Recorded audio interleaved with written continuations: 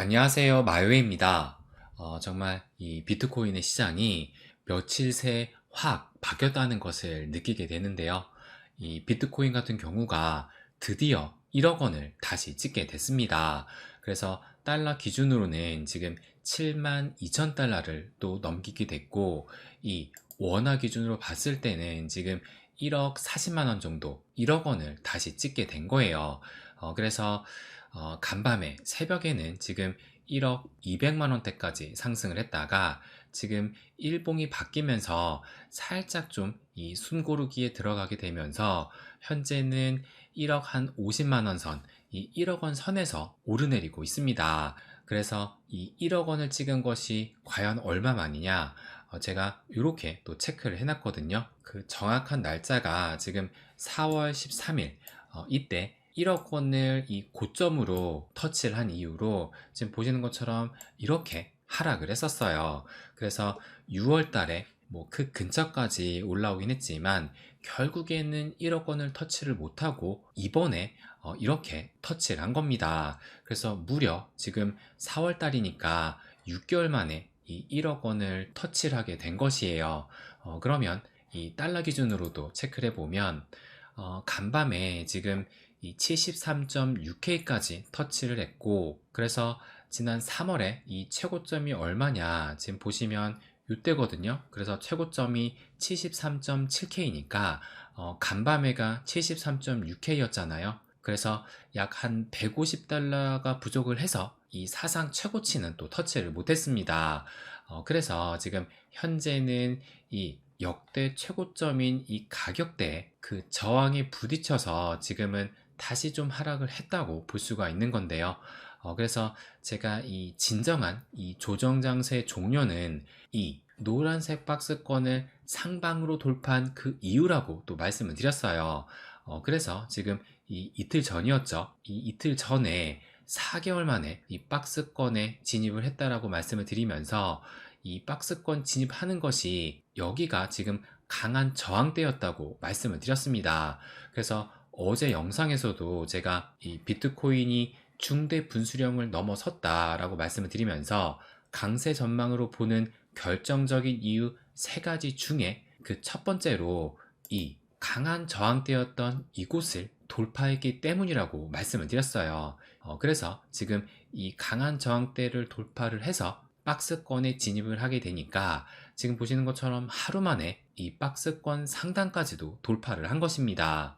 그래서 지금 이 박스권 상단을 돌파한 만큼 사상 최고치를 아직은 못 썼지만 여기를 지금 경신하게 되는 것은 시간 문제이지 않을까 생각이 들고, 지금 뭐 비록 4일 연속 좀 상승을 하느라고 현재는 숨고르기에 들어가긴 했지만 좀 빠른 시일 내에 재차 이 사상 최고치 경신에 좀 도전하지 않을까, 이것을 또 예상하고 있어요. 그래서 가장 이 베스트 시나리오로는 이 박스권 안으로 다시 진입을 하지 않고 좀 빠른 시일 내에 여기에서 좀 반등이 나오면서 사상 최고치를 경신을 하는 이런 흐름을 지금 가장 좋은 시나리오라고 보고 있고, 근데 뭐 설사 이 숨고르기가 좀 길어지면서 이 박스권 안으로 다시 진입을 한다 하더라도 지금 이 강한 저항대를 돌파를 해서 이 가격대까지 왔기 때문에 재차 이 박스권을 깨고 내려가는 흐름은 저는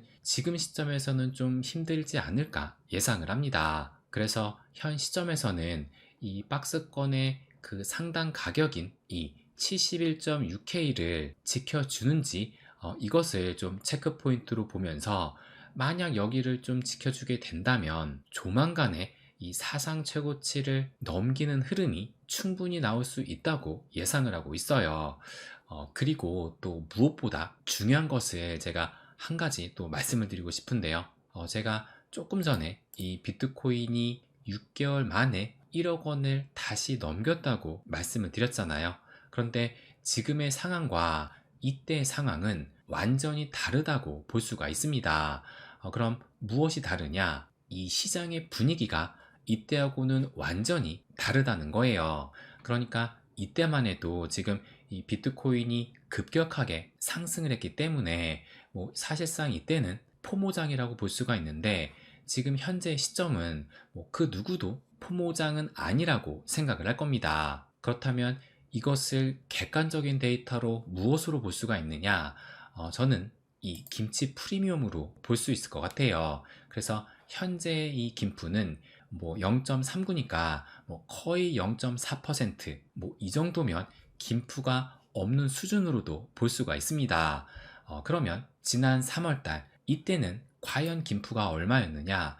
뭐 여러분도 기억을 하시겠지만 지금 이때잖아요. 이때가 올해 3월달 사상 최고치를 찍었던 시점인데 이 초록색이 지금 김프를 나타내고 있는 거거든요. 근데 이 김프의 수치가 지금 여길 보시면 뭐 거의 10% 수준에서 움직였다는 겁니다. 그래서 이 김프로 봤을 때는 뭐 현재는 바닥권에 있기 때문에 이 김프의 차이가 하늘과 땅 차이라는 것을 알 수가 있는데, 그런데 가격적인 움직임을 보면 뭐 지금과 뭐 지난 3월의 가격은 거의 비슷한 수준이라는 것을 알 수가 있어요. 저는 그래서 이것을 매우 좀 고무적이라고 생각을 하는데요. 그렇다면 현재 이 김프 상황은 언제하고 좀 비슷한 수준이냐, 그것을 또 체크를 해본다면 이때, 그러니까 작년 한 11월 본격적인 이 비트코인의 상승세가 시작될 무렵과 지금의 이 김프 수준과 좀 비슷한 상황이라는 것을 알 수가 있습니다. 그래서 이 김프가 적다는 것은 무엇을 의미할까? 이것이 또 중요한 거거든요. 그러니까 이 김프가 적다는 의미는 아직까지도 이 국내 투자자들은 여전히 암호화폐 시장에 관심이 없다는 것을 의미를 할 겁니다. 그래서 뭐 이것을 업비트 기준 거래량만 본다 하더라도 지금 뭐 보시는 것처럼 이 비트코인이 1억을 다시 넘기기도 했는데 뭐 거래 대금은 5천억 원, 한창 이 불장 때는 뭐 1조를 넘기는 것이 수두룩하거든요. 그런데 지금 뭐 비트코인이 1억이 넘긴 상황에서 1조도 안 되니까 이 거래량 역시 상당히 낮다는 겁니다. 그래서 이 비트 비중이 없으신 분들은 상대적으로 이 알트코인이 좀 부진하다 보니까 내 것은 왜 안 오르나 이런 박탈감을 또 느끼실 거예요. 그렇다면 또 이 알트코인 부진의 원인을 어디에서 찾느냐, 또 이 기사를 한번 좀 보여드리면 이게 10월 28일 이틀 전의 기사입니다. 그러면서 한국의 거래량 부진에 맥 못 추는 알트코인, 이런 제목으로 또 기사가 나왔어요. 그래서 이와 같은 분석을 어디에서 나왔느냐, 매트릭스 포트, 해외 암호화폐 분석 기업이라고 볼 수가 있는데, 그러니까 이 해외 분석 기업도 국내 투자자들의 이 코인 열기에 관해서 상당히 주목하고 있다는 것을 또 알 수가 있어요. 그러면 이 보고서에서 지금 뭐라고 얘기를 했느냐, 알트코인 트레이딩이 주를 이루는 한국의 암호화폐 거래량이 부진한 모습을 보이면서 알트코인 가격 반등 가능성도 매우 낮아졌다, 이렇게 얘기를 했습니다.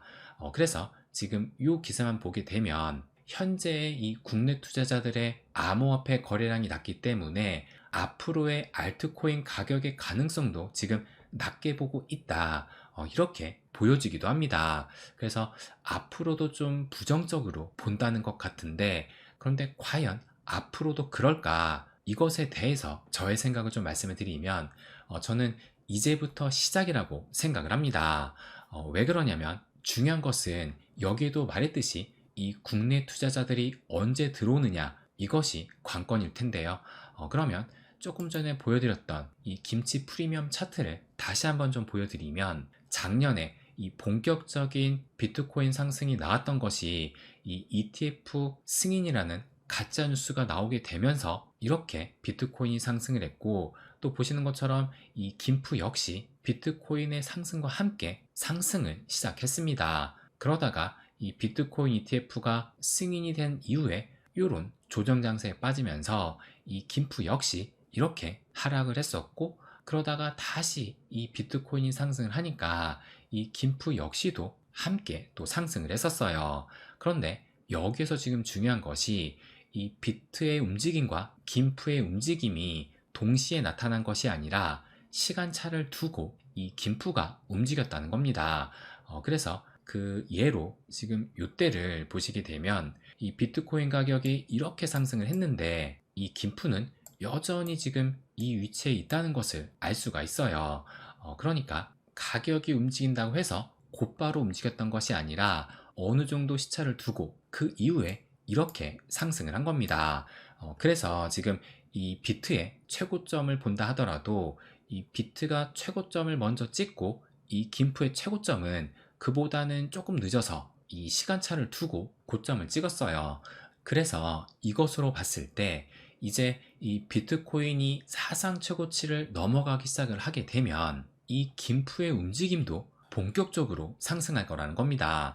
그렇다면 알트코인을 사는 것이 아니라 비트코인만 사는 것이 아닐까? 그것이 또 우려될 수가 있을 거예요. 그래서 제가 저희 이 멤버십 탈방에는 그 부분에 대해서 지금 계속 또 말씀을 드리기도 했었는데 이때가 29일 제가 새벽에 이 트윗을 보고선 글 하나를 또 올렸었거든요. 그래서 1시간 전에 올렸던 트윗이니까 29일 최근에 올라왔던 트윗입니다. 그래서 여기서 뭐라고 얘기를 했냐면 놔 기회 안 줄 건가? 1개까지는 부담이고 그래도 0.5개 정도는 모아볼까 했었는데 나가리다 이렇게 얘기를 했습니다. 그래서 지금 현재 이 캡처를 한 걸 보면 0.006개의 비트코인으로 뭐 수익률이 22%이긴 하지만 이 평가 금액이 60만 원 정도 되니까 이 수량이 좀 부족하다는 것을 알 수가 있어요. 그러면서 추가적으로 좀 모으려고 했는데 이미 많이 좀 올라버렸다 이렇게 얘기를 한 겁니다. 그래서 저는 이 트윗을 보고 어떤 생각이 좀 들었었냐면 두 가지가 생각이 들었었는데 그 중에 한 가지가 이 알트코인 불장은 반드시 오겠구나 이것을 느끼게 됐습니다. 그래서 뭐 지금 1억 원대도 뭐 비싸다고 하지만 앞으로 더 오르게 된다면 과연 어떻게 될까 생각을 해봤을 때 뭐 우리의 바람대로 2억 원이 됐다라고 치면 이 대중들이 어차피 이 비트코인 열차는 떠났으니까 망연자실 손을 놓으면서 포기를 할까라고 생각을 해본다면 저는 인간의 탐욕은 절대 그렇지 않다고 생각을 합니다. 그래서 이 인간의 심리상 지금이라도 뛰어들게 돼서 조금이라도 먹어보겠다고 난리칠 거라 예상을 해요.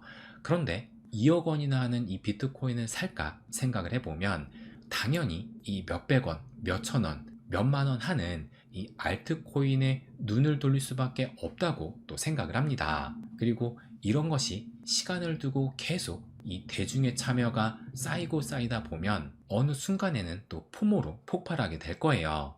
그래서 결론적으로 이 비트코인이 망하지만 않는다면 인간의 탐욕은 반드시 알트 불장을 만들 것으로 예상을 합니다. 그래서 저 트윗만 본다 하더라도 이 비트코인을 포기한 사람들이 과연 어디에 눈을 돌릴까 생각을 해본다면 이미 답은 나오지 않았을까 말씀드리고 싶어요. 그래서 좀 결론적으로 말씀을 드리면 이 비트코인이 1억 원을 다시 넘겼다는 것은 불장은 이제 막 시작됐다라는 얘기고 지금 내 것이 비록 오르지 않는다 하더라도 뭐 상대적인 박탈감을 느낀다거나 뭐 배아파하지 말고 지금 시점에서는 열심히 이 비트코인을 좀 응원할 때라는 것을 마지막으로 말씀을 드리고 싶습니다. 네, 그럼 오늘은 여기까지 하겠습니다.